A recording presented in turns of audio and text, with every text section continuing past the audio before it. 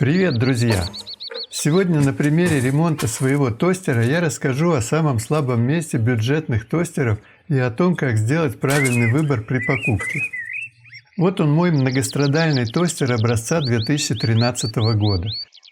Когда я его покупал, я еще не знал о конструктивных особенностях недорогих тостеров и ориентировался на тип гальванического покрытия внутренних деталей тостера и форму сечения нехромового провода. Дело в том, что в прошлом в некоторых тостерах использовались и менее эффективные нагревательные элементы на основе нехромового провода круглого сечения. Итак, история ремонтов моего тостера такова. Первый раз он вышел из строя примерно через 3 года после покупки из-за нарушения контакта между нехромовой лентой и заклепкой, через которую подается питание на таймер. Итак, мы переходим к самому главному отличию более надежных тостеров от менее надежных. В правильных тостерах таймер питается прямо от электросети, а в неправильных тостерах питание на таймер подается с делителя напряжения, в роли которого выступают сами нагревательные элементы. Слабым местом такого подключения является контакт между заклепкой и нехромовой лентой. Дело в том, что разность потенциалов между этими контактами делителя напряжения составляет всего 10-20 вольт. И этого напряжения недостаточно, чтобы пробить слой окисла, который со временем образуется между нехромовым проводом и заклепкой. А именно через тело этой заклепки и подается питание на плату таймера.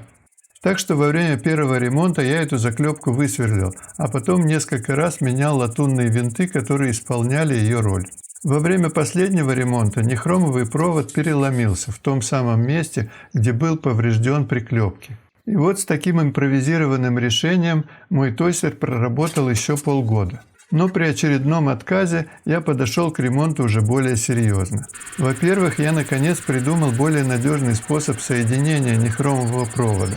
А именно, я изготовил 2 муфты из иглы от медицинской капельницы, а потом обжал нехромовую ленту вместе с отрезком нехромового провода. Так как у меня не было специального инструмента, то я использовал некогда поврежденные кусачки. А во-вторых, я решил полностью переделать систему питания, чтобы можно было запитать таймер прямо от электросети.